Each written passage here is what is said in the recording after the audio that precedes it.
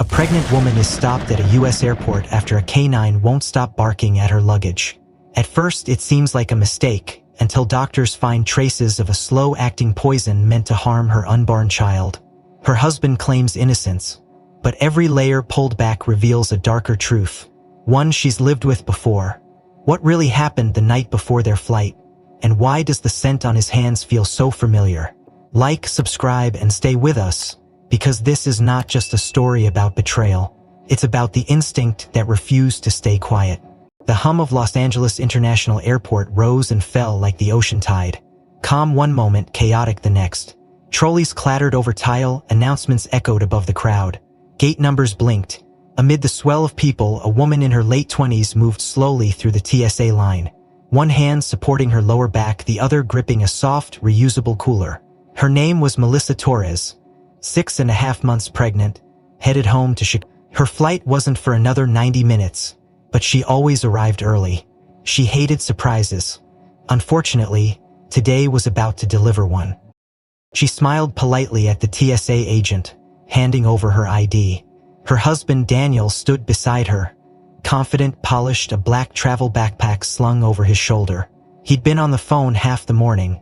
Now he watched her with a mild impatience, as though her pregnancy were a scheduled delay, not a miracle. Melissa didn't notice, or maybe she did, but not enough to confront it. It was short, clipped, alert. A German shepherd, lean and muscled, tugged against his handler's grip. His eyes were locked on Melissa. Another bark, louder. TSA officer Mark Hendricks, the K9 unit's handler, knelt down, whispering a command.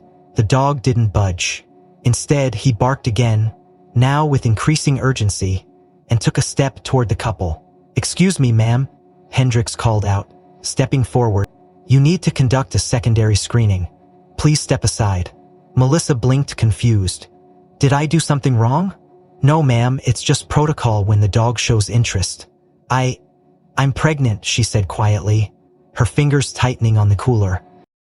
Daniel raised a brow, then spoke with a calm that sounded almost rehearsed.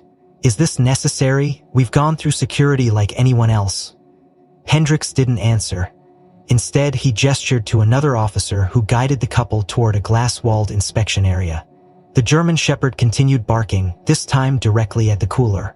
Melissa reluctantly handed it over, anxiety flickering in her chest. "It's just homemade food. I get nauseous with airline meals," she said, her voice faltering. "I cooked everything last night." "Anyone else handle this?" Hendricks asked casually. Sliding gloves on, Melissa looked to Daniel. "You put the drinks in, remember?" He gave a small nod. "Yeah, this morning." Inside the cooler, a few plastic containers, cut fruit, rice with herbs, grilled chicken, and 2 labeled smoothie bottles. To the naked eye, nothing unusual. The canine, however, barked again, focused solely on the bottles. The lead officer made a call. Moments later, a paramedic arrived with a small diagnostic kit. "Just precaution," he said kindly. "You're pregnant, we don't take risks." Melissa nodded, beginning to tremble. A glucose test, pulse, temperature, blood pressure, a quick urine strip. Then, something in the paramedic's demeanor changed. His brows furrowed. "Ma'am, how long have you felt lightheaded?" "I thought it was normal. 3rd trimester stuff." He looked at the strip again. "There are signs of chemical traces that shouldn't be there. We're going to send your food to the lab. I'd like you to come to our airport clinic now." Daniel stepped in quickly. "With all due respect, we're not criminals. Are you saying she's sick?" "I'm saying she might have been exposed to something. We're checking for safety." "For her and the baby," the paramedic said. Melissa clutched her belly. Fear, slow and suffocating, crept into her chest. "Daniel, I don't understand. I just wanted to fly home." As she was gently guided away, the canine finally stopped barking. His job was done, but the questions had only begun. The airport clinic wasn't far from the terminal, but to Melissa, the sterile corridor they wheeled her down felt endless. Her fingers trembled on the edge of the gurney, mind still trying to catch up with the unfolding situation. She could still hear the dog's bark ringing in her ears, a warning sound, raw and unwavering. Daniel walked beside her, one hand shoved deep in his jacket pocket, the other gripping his phone like a lifeline. He hadn't said much since the paramedic mentioned chemical exposure. In fact, he'd barely looked at her. Inside the exam room, The attending physician, Dr. Kate Ramirez, reviewed the initial test results with a deep crease between her brows. "Melissa," she said gently, "your vitals are stable for now, but the urine strip detected compounds we don't usually find, certain phosphates and preservatives used in industrial cleaning agents. Not dangerous in low doses, but in your condition, even small traces are concerning. That kind of exposure doesn't come from a bad salad, it comes from repeated intake over time." Melissa blinked. "Are you saying—" Her voice cracked mid-sentence. "I don't want to jump to conclusions," Dr. Ramirez replied, "but I'm not ruling anything out. We're sending everything you brought with you to the lab. Every piece of fruit, every grain of rice, every bottle." She hesitated before continuing. "This doesn't look like accidental food contamination. It looks deliberate." Across the hall, TSA officers were still holding on to the soft cooler. Canine handler Mark Hendricks returned with the German Shepherd Max. He had a gut feeling this wasn't over. "Bring the husband's bag," he told another officer. Daniel's backpack had been scanned earlier without issue, but Max's reaction had been too specific, too focused. When the black nylon bag was set near the inspection table, Max's posture changed instantly. He bristled, growled, then barked. Twice, sharp and hard. Hendricks knelt beside the dog again. "That's a positive alert," he said calmly. "Let's take this to secondary inspection." Daniel, called out of the waiting room under the pretense of clarification, arrived to find his backpack on the table and 3 officers watching him closely. "Is there a problem?" he asked, arms crossed. "We're just doing our due diligence, sir," Hendricks replied, already unzipping the bag. "Your wife's food showed potential signs of tampering. We're checking everything that was in your proximity." The first compartment revealed nothing unusual: chargers, a tablet, a paperback book. But when Hendricks opened the side pocket, he paused. Inside, beneath a pair of socks, was a small plastic vial, no label, partially filled with a cloudy yellow liquid. Hendricks held it up, his gloved fingers steady. "Care to explain this?" he asked. Daniel's face froze. "Mind if we send it to the lab for analysis?" Hendricks asked, already bagging it. "Of course," Daniel said, smiling thinly. "I've got nothing to hide." But his eyes didn't quite meet Hendricks's. They flicked toward the hallway where Melissa sat behind a glass panel, pale and silent. Back in the clinic, Melissa stared at the ceiling as nurses ran another IV bag. Dr. Ramirez had stepped out briefly to speak with airport security. Alone with her thoughts, Melissa replayed the past few weeks. The lingering nausea she'd brushed off as pregnancy symptoms. The strange, bitter aftertaste in her morning smoothies. The night she'd woken up dizzy and chalked it up to low blood sugar. Could this all have been intentional? She had packed her own meals, yes, but Daniel had handled the drinks. He insisted on it, every single time. "Let me take care of you." Ramirez returned with a tight expression. "Melissa, I'm going to ask you a hard question. When you prepared your meals, did your husband have access to them before you packed the cooler?" He helped seal the containers," Melissa said slowly. "He said he wanted to make sure they didn't spill." "Why?" "Because whatever is affecting your body didn't show up randomly. And your smoothie bottle, Max, our canine, reacted strongly to it. That kind of specificity doesn't happen without reason." Melissa's stomach turned. "So you think he put something in it?" "You don't want to speculate," Ramirez replied. "But we're going to need to keep him nearby until we get full lab results." Meanwhile, in the TSA office, Daniel sat on a metal chair, legs crossed, voice calm. "You know, it's just a vitamin mix. My wife's pregnant. I've been adding folate and calcium to her drinks. She knows that." "Interesting," Hendricks said, laying the vial on the table. "Then why didn't she mention it? And why is the dog only barking at your belongings?" "Dogs bark at a lot of things," Daniel shrugged. "You're making a story out of nothing." Outside the glass, Max sat quietly, but his gaze never left Daniel's backpack. It was as if he sensed something that hadn't yet been spoken aloud. The loop was beginning to tighten, signs repeating, warnings circling back, and the truth clawing its way through polite conversation and casual explanations. Melissa shifted on the hospital bed, her fingers curling over her belly, a growing knot forming beneath her ribs, not just of fear but of recognition, as if some part of her mind had always known what she'd been too tired, too trusting to question.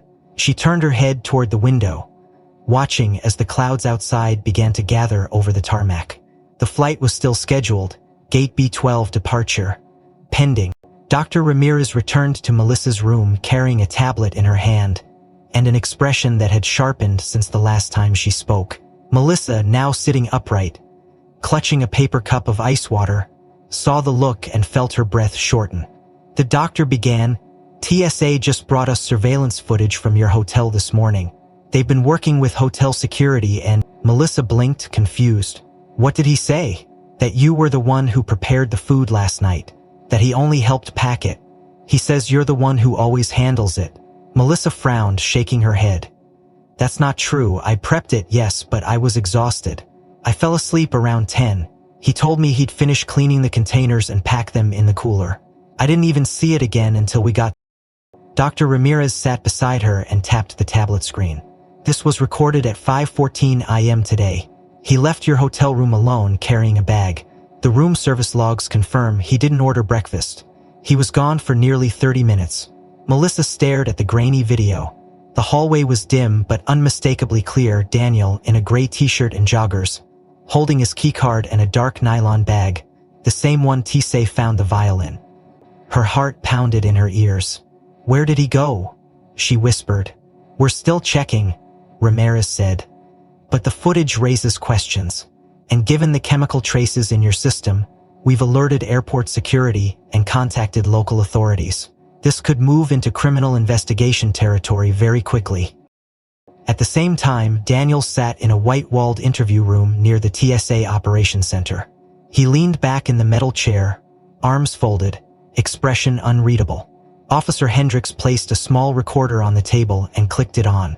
"This is Officer Mark Hendricks, conducting a non-custodial interview with Mr. Daniel Ortiz regarding suspicious items identified during routine security screening at L." Daniel looked unimpressed. "You make it sound like I was smuggling plutonium," he said dryly. "All I had was a vitamin mix, and my wife packed the cooler. She always does. She's a bit of a control freak when it comes to what she eats." Hendricks kept his voice level. "Just for the record, Mr. Ortiz, your wife says she prepped the food but fell asleep, that you offered to finish it and pack it. She didn't see it again until security flagged it." Daniel scoffed. "That's convenient, isn't it? We also have hotel footage showing you leaving the room alone at 5:14 a.m. What were you doing?" Daniel blinked just once before answering. "I needed air. Couldn't sleep. I went to get coffee. Walked around the block. That's not a crime, is it?" "No, but we contacted the front desk. No coffee shops open in that direction until 6 a.m. You were gone 28 minutes. No cameras pick you up again until you return. And you're still holding the bag." Daniel shifted in his seat, a flicker of something passing through his eyes. "You're digging pretty deep for a guy who didn't commit a crime." Meanwhile, Melissa sat in silence, processing what she'd seen.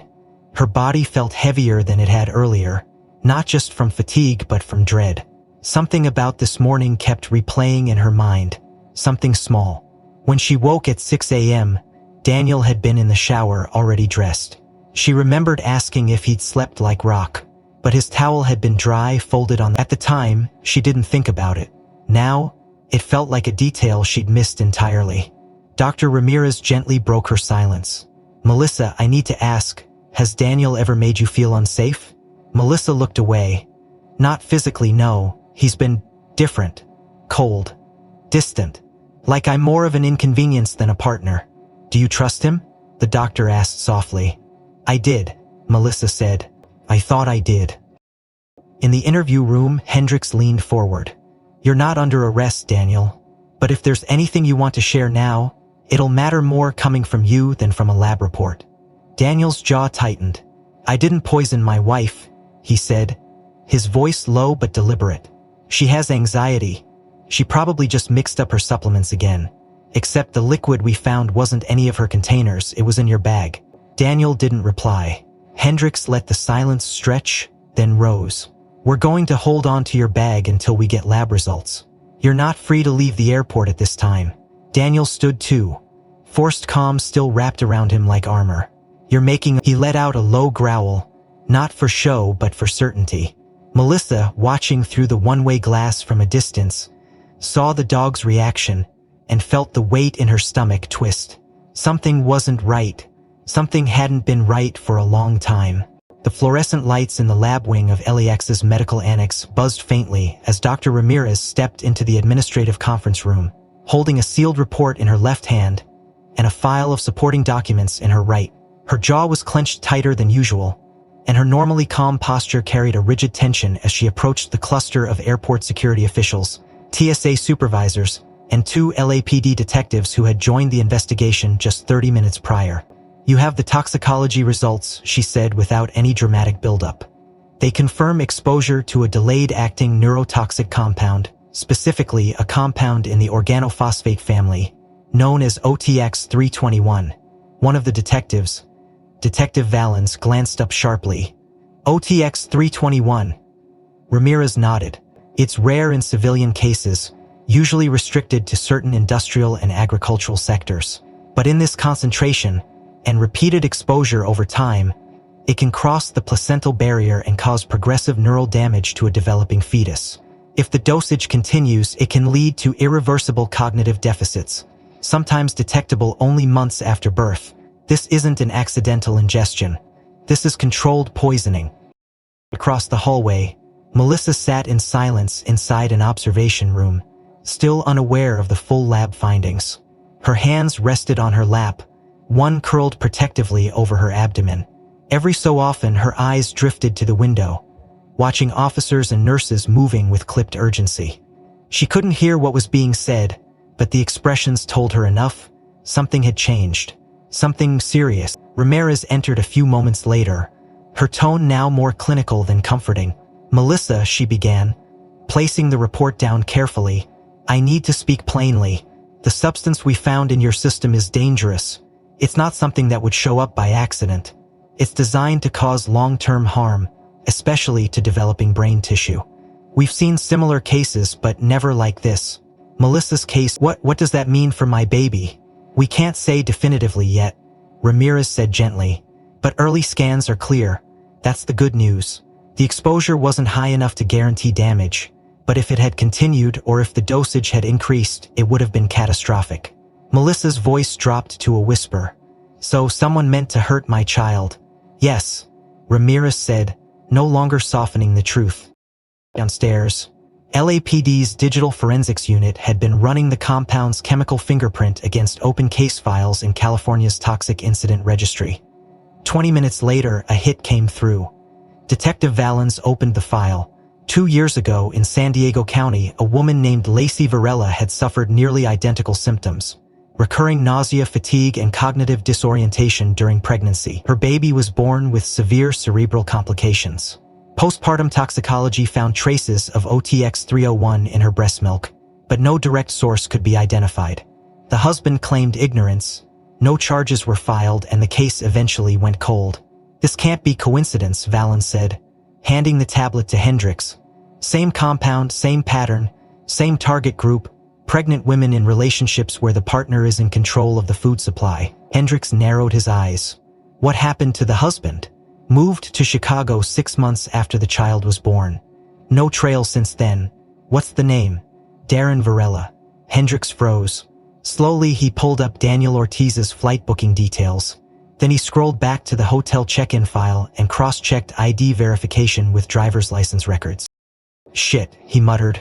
"We've got a match, same man, different name. Daniel Ortiz is Darren Varela." Valens looked stunned. "So he changed his identity?" "Looks like it. Legally or not, we'll find out. But Melissa isn't his first victim." In the holding room, Daniel sat in silence, fingers drumming absently on the armrest of the chair, his eyes staring into the floor as if trying to suppress something clawing at it. His phone had been confiscated, and the detectives hadn't spoken to him in over an hour. He knew something was happening, knew the wait wasn't casual. The walls felt closer than they had an hour ago, the silence louder, and the air heavier. Still, he told himself to hold, deny everything, claim miscommunication, blame stress. He'd done it before.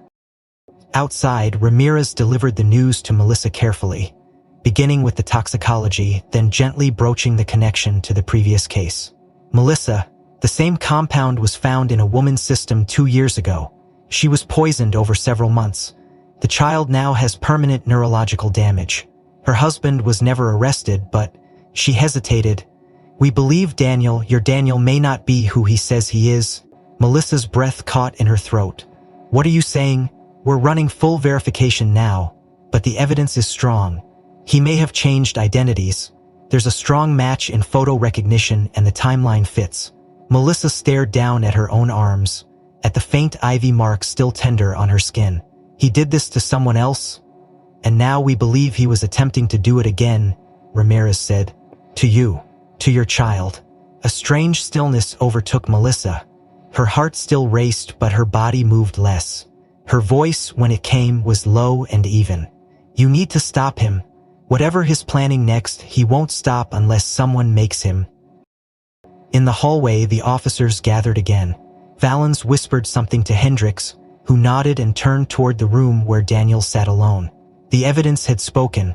The pattern was undeniable, and this time, they had him surrounded, not by suspicion, but by science, and the silent proof of poison. Detective Valens stood beside the wide glass window overlooking the airport security wing, her arms folded, eyes scanning the printout in her hand while her partner, Detective Rowan, worked a phone call with a military liaison in Washington. The air was taut, saturated with quiet urgency, the kind that doesn't come from what's been discovered but what remains hidden. When Rowan finally ended the call, his expression had shifted into something darker than before. Confirmed, he said flatly, tapping the side of the... Daniel Ortiz is not just an alias. His real name is Darren Anthony Varela. Born in Illinois, joined the U.S. Army Chemical Corps at 22, served 7 years as a chemical safety engineer, specializing in neuroreactive agents used in defense research. He received a classified commendation in 2015, transferred to a Special Operations Logistics Unit 2 years later, and was honorably discharged just 3 weeks after the San Diego poisoning case was closed unresolved. Valens didn't blink. That's not coincidence. He got out before anyone could look deeper. Rowan handed her a second file. Military records are tight, but there's a paper trail. He had level 3 clearance, access to controlled agents not even state labs can replicate. And here's the kicker. After his discharge, he relocated under a different name, paid cash for a new identity, and vanished from public records until 6 months ago when he appeared in Chicago as Daniel Ortiz. Valens' eyes narrowed. So the poison wasn't just something he found, it was something he knew, intimately. Back in the medical wing, Dr. Ramirez had requested Melissa's prior medical records from her obstetrician in Chicago. The files had just arrived, dozens of scanned pages, blood panels, symptom logs, prescription notes, even one ER visit 4 weeks into the pregnancy that had gone unflagged. Ramirez sat with a highlighter marking passages. 3 weeks ago, blurred vision and tremors after breakfast. No follow-up. Ramirez circled the note. 8 weeks ago, patient reports bitter aftertaste in morning smoothies. Suspects expired supplements. Advised to switch brands. No toxicology requested. Reading each entry, a pattern emerged. Small symptoms, erratic but consistent. Always dismissed, always explained away. But taken together, they told a different story. Ramirez picked up her phone and dialed. Melissa sat alone, her hospital gown folded neatly around her stomach, her hands resting on the mound of her growing child. She was no longer numb. Grief and fury had crystallized into something clearer, resolve sharpened like glass. When Ramirez entered, her expression confirmed what Melissa already feared. This wasn't the first time, the doctor said quietly. I pulled your earlier records. You've had low-level symptoms for nearly 2 months. Nothing severe enough to raise alarms on its own, but now, it's clear. You've been exposed to neurotoxins over time. Small doses, steady pattern.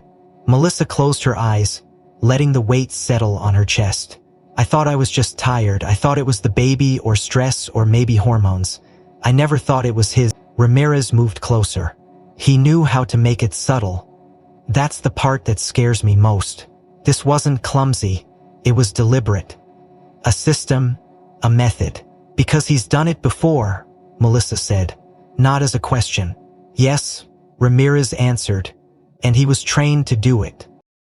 Upstairs, Valens and Rowan returned to the holding area, where Darren remained seated, legs crossed, fingers interlaced, still trying to mask his fraying composure. Valens dropped the military file on the table with a thud. You served 7 years as a chemical engineer. You designed the same class of compound we just found in your wife's system. You resigned right after a woman in San Diego was poisoned with the same exact agent. You want to keep pretending this is about vitamins? Or are we done playing games? Daniel's face didn't change, but his fingers flexed. That file proves nothing, he said coolly. You're connecting dots that aren't there. My military history is irrelevant. I followed orders. I left on good terms. You left because you got scared, Rowan cut in. You left because someone got hurt and you knew the walls were closing in. So you ran, changed names, and started over. You chose someone vulnerable, isolated, pregnant, the same profile. You slipped into her life, her home, her body, and no one saw. I loved her, Daniel said suddenly, the words rough and tight. I gave her everything. You gave her poison. Valens snapped. You almost destroyed another child. That's not love. She wanted the baby, he muttered. I didn't. It wasn't supposed to go this far. In that one sentence, the illusion collapsed. The performative calm, the casual denial, it crumbled. The room shifted. Even the fluorescent light felt colder. So you admit it, Rowan said. Daniel leaned forward, voice low, barely audible. It wasn't supposed to hurt her. Just the pregnancy. Just the noise. I thought if I could control the timing, make her question herself, maybe she'd choose differently. I didn't mean for it to get out of hand. Valens stared. You treated your wife like a lab experiment. I treated the situation like a problem, he answered, eyes far away, like something to solve. Downstairs, Melissa had just stepped outside the clinic for the first time in hours. The sun had begun its slow descent over the tarmac, washing the airstrip in streaks of gold and gray. She leaned against the railing, one hand on her belly, the other clenched at her side. There were no words left, just breath, just movement. But as she turned toward the terminal, a young female officer approached, holding a sealed envelope. This just came from the Chicago OBGYN office, she said. They found something in the digital logs you might want to see. It was flagged under your husband's contact information. Melissa opened it slowly, eyes scanning line after line until she stopped cold. The night she'd spent at her sister's, 10 weeks ago, Daniel had called her doctor directly, left a voicemail requesting to update her safer alternative blend for prenatal stress. It had been logged, confirmed by the receptionist, then archived. Melissa stood there, silent, eyes fixed on the paper, the sun behind her casting a long shadow that stretched across the cement, as if reaching for the truth that had been circling her for weeks, hidden in the quietest details, waiting to be heard. The sterile stillness of the administrative corridor at LAX hummed softly, as people moved with quiet purpose, trying not to disrupt the gravity gathering in the investigation rooms. Just beyond the hallway, Officer Sarah Delgado stood at the far end, sipping lukewarm coffee from a TSA mug, her attention seemingly drifting, until Daniel Ortiz passed by, flanked by 2 plainclothes officers escorting him to a secondary briefing room for document processing. As he walked past, she caught something. It wasn't visual, not entirely. It was the smell, sharp, clean, chemical, but not the standard hospital alcohol or disinfectant. It was colder than that, more industrial. A scent she hadn't encountered in years, not since a hospital room in San Diego, when she was 6 months pregnant and doctors couldn't explain why her heart rate dropped every time she drank water from the house. She blinked, stunned. Her hand lowered the cup slowly. She stepped closer. Inside the processing room, Daniel was handed a clipboard with a form to sign. His fingers hovered above the paper before he reached into his jacket pocket for a pen. As he pulled it out, something else slipped free, barely the size of a thimble. A tiny cylindrical vial hit the tile floor with a quiet clack, rolling slightly before coming to rest against the table leg. All 3 officers froze. The room shifted in an instant. Don't move, said one sharply, raising a hand. Daniel hesitated, his eyes darting to the vial as if trying to will it back into his pocket. What is that? The second officer asked. It's nothing, Daniel replied, but his voice lacked conviction. One of the agents donned gloves, retrieved the vial, and held it to the light. The liquid inside was faintly tinted yellow. We'll need to test this. Daniel didn't speak. Outside, Officer Delgado approached Detective Valens in the hallway, her steps brisk, her jaw set. "Detective," she said, lowering her voice. "I know that guy. Not personally, but I know that smell." Valens raised an eyebrow. "Smell?" "On his hands," Delgado said. "His faint, but it's there. I'd know it anywhere. It's the same compound from my old case. San Diego 2021. I was pregnant. I got sick, but we never found proof. Doctors chalked it up to hormones and stress. But the symptoms, they match. The scent, it brought it all back." Valens narrowed her eyes. "You filed a report back then?" "Yeah," Delgado nodded. "But I dropped it after the baby was born. I didn't want the scrutiny. I just wanted to move on. But it's him, I'm sure of it." In the lab downstairs, the newly recovered vial was already undergoing preliminary field testing. The results, though basic, were unmistakable. OTX 321. Traces matched the same neurotoxin found in Melissa's system. The lid bore faint residues consistent with dermal transfer. Ramirez, reviewing the results, immediately requested the contents be transferred to a forensics facility downtown. This vial, unlike the first, hadn't been declared, hadn't been sealed in luggage. It had been carried on his person, concealed. This was intent made tangible. Meanwhile, Melissa remained in the quiet of the hospital room.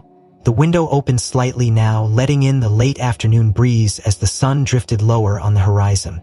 She felt it before she saw it, the shift in atmosphere. Something had changed again. When Dr. Ramirez entered with a pale expression and a folder tucked under her arm, Melissa braced herself. "They found another vial." He dropped it during processing. "Same compound, same signature. There's no ambiguity anymore." Melissa stared at the wall, her voice barely a whisper. "He had it on him?" "Yes," Ramirez replied. "In his jacket pocket." Valens met with Delgado in a private side office, recorder off, lights dimmed. "Tell me everything," she said. Delgado recounted the story, how her then partner, a quiet former Marine named Darren, began changing after she announced the pregnancy, how she started feeling sick but never suspected him, how he left suddenly during her second trimester and disappeared. "I never thought I'd see his face again," Delgado said. Her voice, "It's him. The haircut's different, the posture, but the hands, the eyes. You don't forget the way a person looks at you when they're lying to your face." Valens nodded slowly. "We'll need you to file a supplemental statement. This might be what connects both cases." Delgado didn't hesitate. "I'll do it. If it helps that woman and her baby, I'll do whatever it takes." Down the hall, Daniel sat alone once more, a second vial now in evidence. The silence surrounding him even heavier than before. No one had spoken to him for nearly 40 minutes.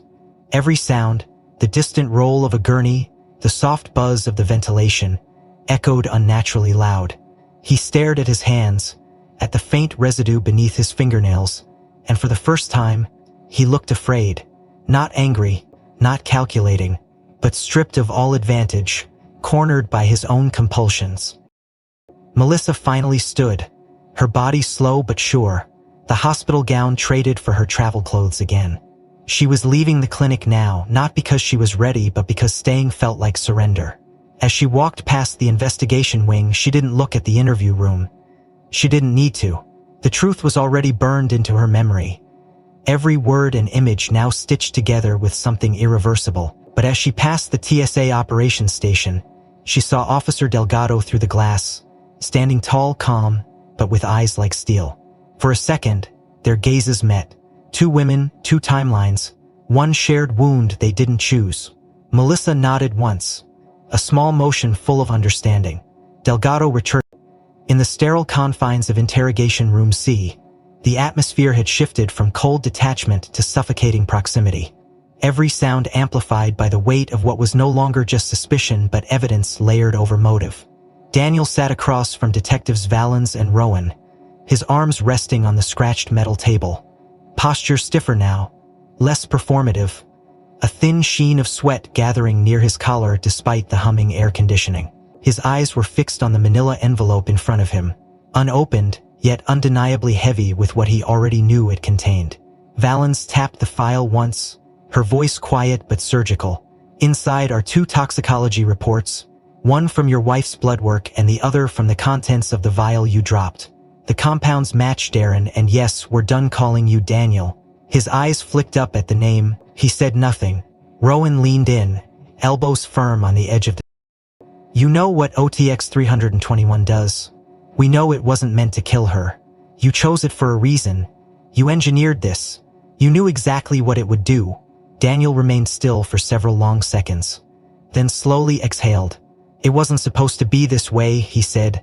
Lawless as... Valens gave him space to speak, letting the silence stretch just enough to coax the next sentence. Daniel looked at his hands. She wanted to keep it, wouldn't even talk about other options. Said it was a blessing. I didn't feel blessed, I felt trapped. Like it was happening to me instead of with me. So you decided to poison her? Rowan asked, calm but direct. Daniel flinched slightly. Never tried to hurt her. Not directly. I thought maybe if she felt unwell, if the pregnancy seemed unstable, maybe she'd reconsider. Maybe she'd let it go. You tried to manipulate a miscarriage, Valens said flatly. No, he snapped, too quickly. Not a miscarriage. I just wanted to introduce instability, make her question her health. Question her decision. Rowan's jaw tightened. You dosed your wife. Over weeks. You monitored her reactions. You had control of her nutrition. You timed it all. That's not passive, that's not doubt, that's design. Daniel's lips pressed into a line. It wasn't about hurting anyone, he said, but the words landed limp, starved of credibility. She'd thank me later, once she saw how hard it would be, once she realized I was right. Across the hallway, the forensic toxicologist stood before Ramirez and two federal agents, holding a tablet displaying detailed compound analysis. You've confirmed not just the presence of OTA 301, but a derivative, a custom diluted blend. Not fatal, especially in low doses, but consistent exposure during the second trimester can lead to cortical development delays, neuromotor impairment, and in extreme cases, lifelong disability. For two lost people lost their life, they wanted to damage it permanently. This wasn't an accident or a warning shot. It was strategic. Ramirez felt her stomach turn. So they knew it would harm the child, not the mother. Exactly, the toxicologist nodded. The compound metabolizes quickly in adults, which is why symptoms were mild. But in a fetus, the effects are deeper, slower, meant to linger. This was planned to leave a mark, one that never heals.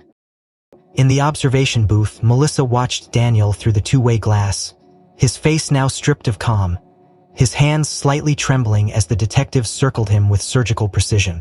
Delgado stood beside her, arms crossed, jaw tense. He's unraveling, Delgado said quietly. But it's not guilt, it's exposure. He's scared because his system didn't work this time. Melissa didn't respond. Her gaze fixed. She hadn't cried. Not yet. She didn't want to give him that. Inside the room, Valens pulled out a printout. The hospital note logged weeks earlier when Daniel had phoned Melissa's doctor. You even tried to alter her medical plan, she said, placing the paper in front of him. You called her OB while she was gone, claimed to be arranging safer prenatal alternatives. Said she was anxious, lied to the nurse. You were rewriting her records. Daniel's shoulders sagged slightly. I was trying to help, he muttered. Rowan slammed his palm flat on the table. You were experimenting on your own child. The words hit like a hammer. Downstairs, Ramirez reviewed the neurotoxin timeline again, tracing dosage increments across the pregnancy.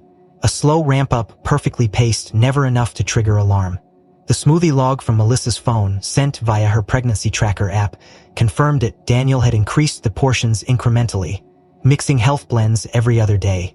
She trusted him. He exploited that trust like a lab technician in a sealed room. Outside, Valens stepped away from the table, letting the silence swell. Daniel slouched deeper into the chair, the weight of what he had constructed closing in around him. He wasn't going to confess to intent. Not directly. But his rationale was clear now. He believed himself justified. That belief was the rot beneath the surface. Back in the waiting area, Melissa reached into her coat pocket and pulled out a crumpled receipt. It was from 3 weeks ago, a pharmacy downtown. She hadn't remembered it until now. Daniel had stopped in for gum, he said while she waited in the car. But on the back of the receipt was a scribbled chemical code. She hadn't understood it then. OTX something. Her fingers tightened around it. Delgado saw and nodded. That's going to matter. Every scrap does. In the lab, the forensic team prepared a full report for the DA's office, noting that the custom blend used in this case was refined, with clear intent not to cause immediate harm, but to ensure measurable, irreversible neurological trauma. A prosecutor's dream and a moral nightmare. This wasn't a panicked act. This was weeks, months of quiet damage. The kind of wound that wears a child's future like a scar. Inside the dimly lit security office adjacent to the evidence lab, Melissa sat at a narrow table, her fingers clasped tightly around a lukewarm bottle of water she hadn't touched. The silence was brittle, the kind of stillness that comes after you think you've heard the worst but sense there's more. Dr. Ramirez stood nearby, flanked by Detective Valens and Officer Delgado, who held a flash drive between two gloved fingers. Valens looked at Melissa with measured care. This was recovered from Daniel's temporary cloud backup. We got a warrant to access his secondary encrypted storage, and inside, there was a deleted audio log from the night before your flight. Melissa didn't speak. Her face was unreadable. Delgado plugged the flash drive into the laptop and turned the screen slightly away, as if shielding Melissa from something she had already decided couldn't be avoided. The audio started with faint rustling, then footsteps, then the unmistakable low murmur of Daniel's voice. No, she won't suspect anything. I added it to the protein mix. She never questions the smoothies. Just make sure it doesn't come back to me. I need this to stay quiet. Just long enough. Just until it's irreversible. There was a pause. Then the sound of him exhaling, followed by, just need a little more time. Just need her to stay confused, just need her to feel tired. That's all. Just tired enough. Only thing that matters, she can't know. As long as she doesn't know, it'll all be clean. Then silence. Melissa's spine stiffened, her eyes staying forward, unmoving, as if blinking would allow something to leak. That's his voice, she said quietly. He was in the bathroom that night. I thought he was just decompressing. I didn't think he'd be calling anyone. Delgado nodded. The number he called was a burner, untraceable. But the audio's clear. He never names the compound, but the implications are specific. Ramirez stepped forward. We thought that was the only recording, but your OB's assistant remembered you once mentioning something about documenting symptoms. She said you'd asked about monitoring your sleep patterns. Melissa gave a faint nod. Yes, I never really trusted him after the second month. Something felt off. He'd asked too many questions about how I felt. Every meal was documented, but only by him. So I bought a mini recorder. Hid it in my suitcase lining. It had a sound-activated sensor. I just wanted to see if he talked to anyone while I slept, or did anything. Delgado raised an eyebrow. You still have that recorder? Melissa pulled a small pouch from her purse, unzipping it slowly. Inside was the small black audio device, slightly scuffed but intact. It still has the last few logs, she said. I haven't had the courage to play them. Valens took the recorder gently and passed it to the technician nearby. Within minutes, the latest file was extracted. The audio began with the unmistakable metallic click of the cooler opening, then liquid sloshing, and the quiet tap of a spoon against glass. Then Daniel's voice again, whispering almost rhythmically. One more dose. This should be the last. Smoothie in the morning, banana after the gate. No more questions. She's almost where I need her to be. Then another pause, followed by footsteps moving toward the door. The air caught in the room. The match between the two recordings, one from his phone, the other from Melissa's secret recorder, was irrefutable. They weren't just similar. They were synchronized. Two perspectives, same act, same voice, same motive. Confirmation of a quiet war being waged beneath their home. Melissa's hands slowly unclenched, her knuckles pale. He didn't just lie. He rehearsed it, like a ritual. Delgado exhaled. He built an entire system of control, and you disrupted it without even knowing. Melissa turned her gaze toward the hallway where Daniel was still being held, her voice calm but steel-edged. He thought I wouldn't listen. He forgot I had instincts. In the interview room, Daniel remained stone-faced, the confidence of earlier now cracked by the weight of mounting evidence. When Valens entered again, she said nothing at first, just placed both recordings on the table. Daniel glanced at them. What's this? Your voice, she said flatly. Twice. Once to an accomplice, once while I was furiously madding. Take your gun. Walk back. Daniel looked away, jaw tightening. Audio's fake. Could be AI, deep fake shit. You can't prove it's me. We already did, Valens replied. Your own phone's metadata places you in the room, same timestamp, and her recorder has background sounds matching the suite's ventilation pattern. Try again. Silence stretched. Daniel tapped the table once with his index finger. The twitch involuntary. She was never supposed to know, he muttered. Valens leaned forward, eyes cold. But she did. That's the part you underestimated. From behind the glass, Melissa watched everything. Not in fear anymore, not even anger. What filled her now was something far steadier. The decision, fully formed, because truth without confrontation is just another secret, and now she was done caping any. Melissa sat quietly in the small, windowless consultation room where everything had begun to unravel. In her lap was a folder containing all of the investigative findings so far. But she wasn't reading it. She wasn't even looking at it. Her eyes were fixed somewhere just past the walls, tracing a memory that had been locked inside her for 2 years, buried under grief and trust and denial. It started with a scent, faint, clinical, like detergent but colder, more artificial. She remembered noticing it after coming home from the pharmacy one evening, weeks before her miscarriage. Daniel had said he was cleaning the kitchen, wiping down the counters, making sure everything stayed sterile for her health. He'd been careful, attentive. She remembered thanking him. That same week she began feeling strange, lightheaded, nauseous beyond normal. A slow buzzing in her ears that didn't fade with rest. They had just found out she was pregnant again, and he was so careful, always watching her diet, her supplements, her hydration. You're glowing, he told her once, smiling while handing her a green smoothie. This one's good for neural development. It never occurred to her to doubt him. When the cramps started, she had blamed herself. Stress, bad luck, genetics. The doctors couldn't find a cause. No infections, no trauma, just loss. Now the pieces no longer floated in ambiguity. They stacked, deliberate, solid, undeniable. Her mind went back to that night, the faint antiseptic scent that clung to the refrigerator handle. The way he insisted on cleaning the blender himself. The moment he reached out to touch her belly while whispering, maybe next time will be easier. At the time it felt like comfort. Now it felt like erasure. Valens entered the room slowly, holding a new document. We found something you should see, she said, voice low. It's about the case from San Diego. The first victim. Melissa nodded, not surprised anymore, just waiting. Valens placed a photo on the table. A woman, mid-20s, dark hair, smiling gently in a prenatal shoot. Her name was Angela Varela, Valens continued. You was Daniel's first wife, 6 months pregnant when she collapsed during dinner at home. The cause of death was listed as foodborne toxin, nothing conclusive.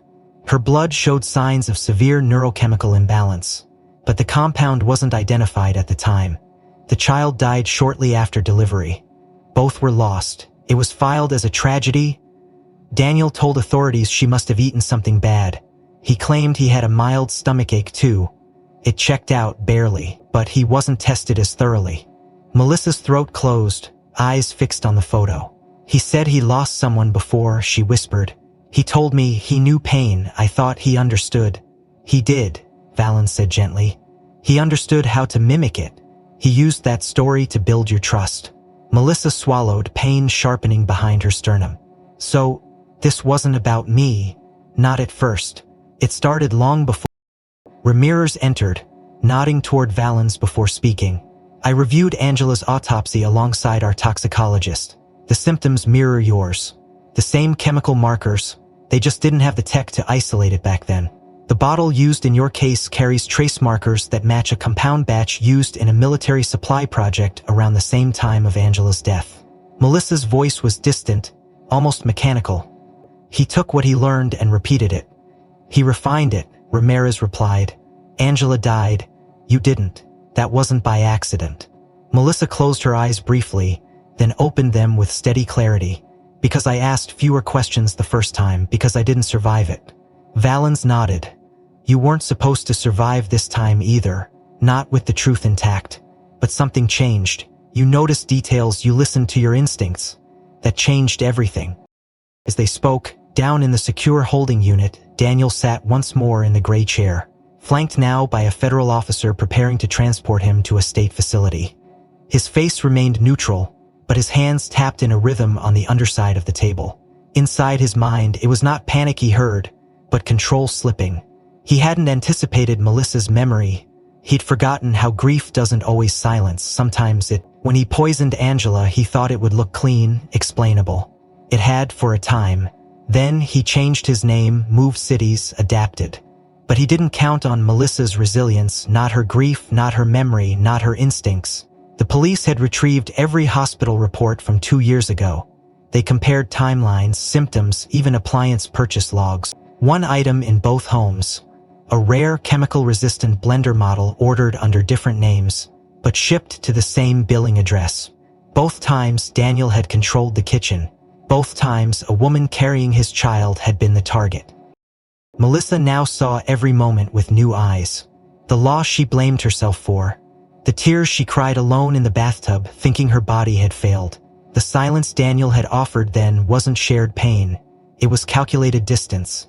A necessary pause before restarting the cycle. He didn't comfort her. He reset the clock. And this time he had almost succeeded again. Almost. Melissa's fingers touched the corner of Angela's photo one more time before she stood. "He deserved better," she said quietly. "So did my child." The air on the tarmac was cool, stirred only by the soft hum of a nearby jet engine winding down as the sun dipped lower, streaking the edges of the terminal glass in gold. A small group of officers flanked the corridor leading to Gate 36B, their radios quiet for once, their presence deliberate. They stood just outside the secured room where Daniel Varela, formerly known as Daniel Ortiz, was being held under temporary custody, pending transfer. Inside, the final pieces of paperwork were being signed. The charges now formalized. 2 counts of attempted murder via chemical poisoning, 1 count of involuntary manslaughter in connection to the death of Angela Varela, and an additional charge under federal code for unlawful possession and use of restricted neurotoxic compounds. Detective Valens stood closest to the glass, her gaze never wavering from the man seated inside, whose once controlled composure had now curdled into stillness. Not resignation, not regret, just a muted calculation, as if mentally recalibrating the variables he could no longer manipulate. When the lead federal agent arrived with the final warrant, Valens stepped inside. "Darren Anthony Varela," she said clearly. "You are under arrest for the chemical poisoning of Angela Varela resulting in death, and for the attempted poisoning of Melissa Carter with intent to cause fetal harm. You have the right to remain silent." Daniel didn't speak. He didn't flinch.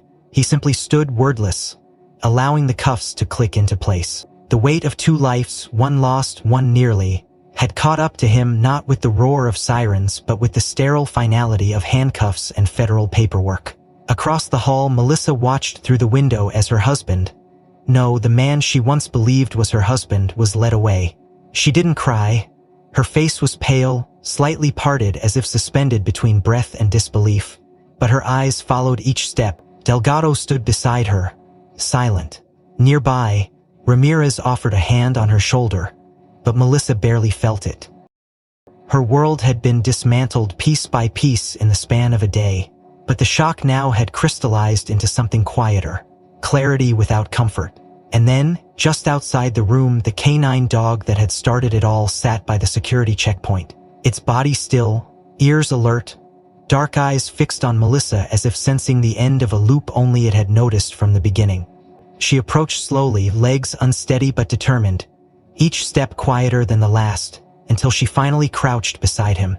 Her fingers hesitated in the air for a moment before resting gently on his head, brushing the coarse fur between his ears.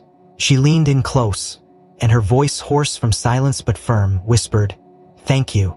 You didn't stay silent." The dog blinked once, calm and unwavering, his presence grounding her in a way no human touch had done since it all began. She let her hand linger, not in gratitude alone but in recognition, of protection, of instinct, of loyalty that spoke louder than words. Back inside, the officers debriefed quietly. Valens closed her file with a final snap, eyes meeting Ramirez's. "This could have been buried again," she said, Another woman, another child, written off as stress or coincidence. Ramirez nodded solemnly. But she remembered. She questioned, and the dog did what no one else could.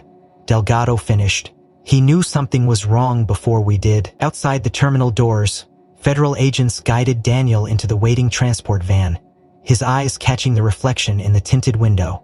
Not of Melissa, not of the officers, but of himself. In a uniform he no longer wore, a name he no longer carried, and a truth he could no longer bury. The gates that had once opened new cities and new lives now closed behind him, the steel latching with finality. As the evening crowd trickled into the terminal, unaware of what had just unfolded yards away, Melissa remained by the canine, her fingers still in his fur, her body anchored by the only soul who had spoken up when she hadn't yet found her voice. The past 2 years rushed back in fragments. The first miscarriage, the unexplained symptoms, the detached reassurances.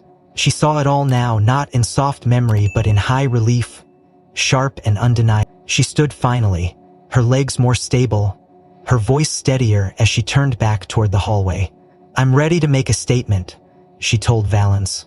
"Not just for me, for Angela, for what he took." Valens nodded. "We'll take it when you're ready." Melissa looked once more at the dog before following them down the corridor. The truth had shattered her world, but it had also freed her from it. If this story moved you, take a moment to like and subscribe so you won't miss the next one.